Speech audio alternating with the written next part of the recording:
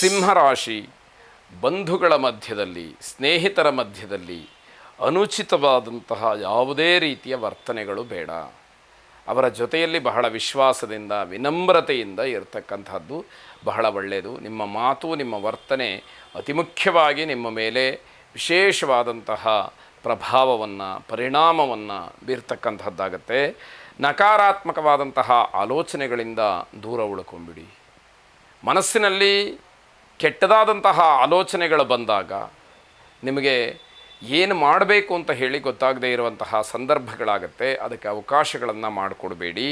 ನಿಮ್ಮ ಕಾರ್ಯವೈಖರಿಯಿಂದ ಟೀಕೆಗೊಳಗಾಗ್ತೀರಿ. ಅದು ನಿಮಗೆ ಒಂದಷ್ಟು ಹಿನ್ನಡೆಗೆ ಕಾರಣವಾಗತ್ತೆ. ಅಪಹಾಸ್ಯಕ್ಕೆ ಗುರಿಯಾಗ್ತೀರಿ. ಆತುರವಾದಂತಹ ಕೆಲಸಗಳು, ಆತುರವಾದಂತಹ ನಿರ್ಧಾರಗಳಿಂದ ಹಾನಿಯನ್ನು ಮಾಡಿಕೊಳ್ತೀರಿ.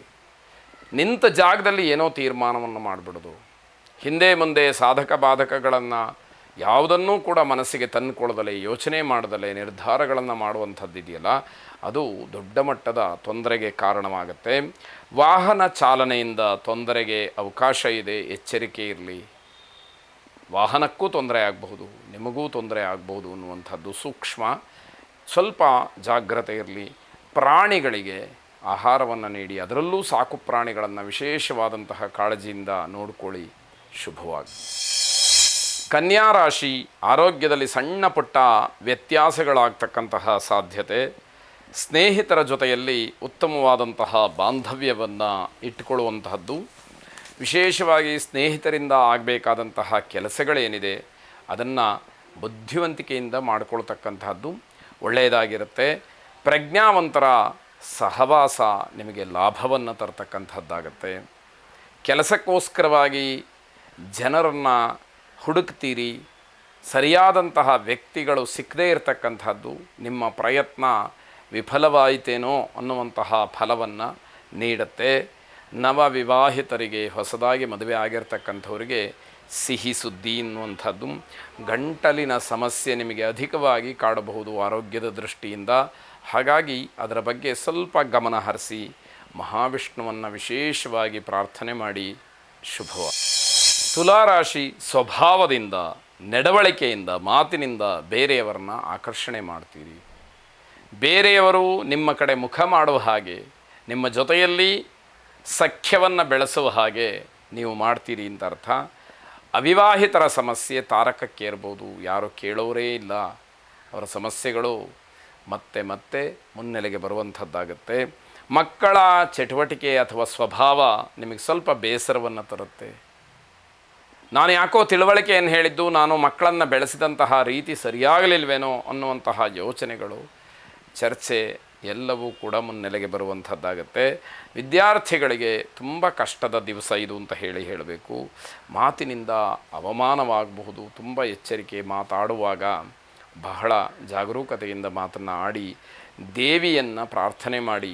ಸರ್ವಮಂಗಲ ಮಾಂಗಲ್ಯೆ ಶಿವೆ ಸರ್ವಾರ್ಥ ಸಾಧಿಕೆ ಶರಣ್ಯೆ ತ್ರ್ಯಂಬಕೆ ಗೌರಿ ನಾರಾಯಣಿ ನಮೋಸ್ತುತೆ ಎಂಬುದಾಗಿ 11 ಸಲ ಹೇಳಿಕೊಳ್ಳಿ. ಆ ಜಗನ್ಮಾತೆಯ ಅನುಗ್ರಹ ನಿಮಗೆ ಸದಾ ರಕ್ಷಣೆಯಾಗಿರಲಿ. ಶುಭವಾಗಿ. ವೃಶ್ಚಿಕ ರಾಶಿ, ಒಡಹುಟ್ಟಿದವರ ಜೊತೆಯಲ್ಲಿ ಘರ್ಷಣೆ ಅಥವಾ ಕಲಹಕ್ಕೆ ಅವಕಾಶವಾಗುತ್ತೆ. ಮನಸ್ಸಿಗೆ ಅಶಾಂತಿ. ಅಣ್ಣ ತಮ್ಮ, ಅಕ್ಕ ತಂಗಿ ಅಥವಾ ತುಂಬ ಹತ್ತಿರದ ಬಂಧುಗಳ ಜೊತೆಯಲ್ಲಿ, ಆತ್ಮೀಯರಾದಂತಹ ಸ್ನೇಹಿತರ ಜೊತೆಯಲ್ಲಿ ಗಲಾಟೆಯನ್ನು ಮಾಡಿಕೊಳ್ಬೇಕಾದಂತಹ ಪರಿಸ್ಥಿತಿ ಬರುತ್ತೆ. ಮಾನಸಿಕವಾಗಿ ಏನೋ ಅಸಮಾಧಾನ ಆಗುತ್ತೆ. ತುಂಬ ಬೇಸರವನ್ನು ವ್ಯಕ್ತಪಡಿಸ್ತೀರಿ. ಮನಸ್ಸಿನಲ್ಲಿ ಒಂದು ರೀತಿಯ ಅಶಾಂತಿ ನಿಮ್ಮನ್ನು ಕಾಡುವಂಥದ್ದಾಗತ್ತೆ. ಕುಟುಂಬದಲ್ಲಿ ಪ್ರವಾಸದ ಬಗ್ಗೆ ಚಿಂತನೆಯನ್ನು ನಡೆಸ್ತೀರಿ. ಮುಂದಿನ ದಿನಮಾನದಲ್ಲಿ ಎಲ್ಲೋ ಪ್ರವಾಸವನ್ನು ಹೋಗಬೇಕು, ಪ್ರಯಾಣವನ್ನು ಕೈಗೊಳ್ಳಬೇಕು ಅನ್ನೋ ಬಗ್ಗೆ ಮಾತುಕತೆಗಳು ಆಗ್ಬೋದು, ಚರ್ಚೆ ನಡೀಬಹುದು ಅನ್ನುವಂಥದ್ದು. ಆತ್ಮವಿಶ್ವಾಸವನ್ನು ಹೆಚ್ಚು ಮಾಡಿಕೊಳ್ಬೇಕು. ಏನೇ ಇದ್ದರೂ ಕೂಡ ನಿಮ್ಮದೇ ಆದಂತಹ ಒಂದು ನಿಲುವನ್ನು ನೀವು ತಗೊಳ್ಬೇಕಾದ್ರೆ ಆತ್ಮವಿಶ್ವಾಸ ಇಲ್ಲದೇ ಇದ್ದರೆ ಏನೂ ಮಾಡಲಿಕ್ಕೆ ಆಗದೇ ಇರುವಂಥದ್ದಾಗತ್ತೆ. ಉದ್ಯೋಗಸ್ಥರಿಗೆ ಬಡ್ತಿಯ ಸೂಚನೆಗಳು ವಿಶೇಷವಾಗಿ ಕಾಣ್ತಾ ಇದೆ. ಪ್ರೇಮಿಗಳಿಗೆ ಬಹಳ ಶುಭವಾದಂತಹ ದಿವಸ ಇದು. ಭರವಸೆಯನ್ನು ಯಾರಿಗೂ ನೀಡಬೇಡಿ ಅಂತ ಹೇಳಬೇಕಾದಂತಹ ದಿವಸ. ಯಾಕೆ ಅಂತಂದರೆ ಯಾವುದೋ ಖುಷಿಯಲ್ಲಿ, ಯಾವುದೋ ಸಂಭ್ರಮದಲ್ಲಿ ಅಥವಾ ಇನ್ಯಾವುದೋ ಒತ್ತಡದಲ್ಲಿ ಬೇರೆಯವರಿಗೆ ಮಾತನ್ನು ಕೊಟ್ಟುಬಿಡ್ಬೋದು, ಭರವಸೆಯನ್ನು ನೀಡಿಬಿಡಬಹುದು. ಆದರೆ ಅದನ್ನು ಈಡೇರಿಸುವಂತಹ ಶಕ್ತಿ ಸಾಮರ್ಥ್ಯ ಅಥವಾ ಆ ಒಂದು ಅವಕಾಶ ಆಗತ್ತಾ ಅನ್ನೋ ಪರಿಜ್ಞಾನ ಇಟ್ಕೊಳ್ಬೇಕು. ಅದಿಲ್ಲದೆ ಕೊಟ್ಟಂತಹ ಭರವಸೆಯಿಂದ ಅವಮಾನವಾಗತ್ತೆ ಅನ್ನುವಂಥದ್ದು. ಉಗ್ರ ನರಸಿಂಹನನ್ನು ಪ್ರಾರ್ಥನೆ ಮಾಡಿ, ಉಗ್ರಂ ವೀರಂ ಮಹಾವಿಷ್ಣುಂ ಜ್ವಲಂತಂ ಸರ್ವತೋಮುಖಂ ನರಸಿಂಹಂ ಭೀಷಣಂ ಭದ್ರಂ ಮೃತ್ಯುಂ ನಮಾಮ್ಯಹಂ ಎಂಬುದಾಗಿ 12 ಸಲ ಹೇಳಿಕೊಳ್ಳಿ. ಶುಭವಾಗಿ.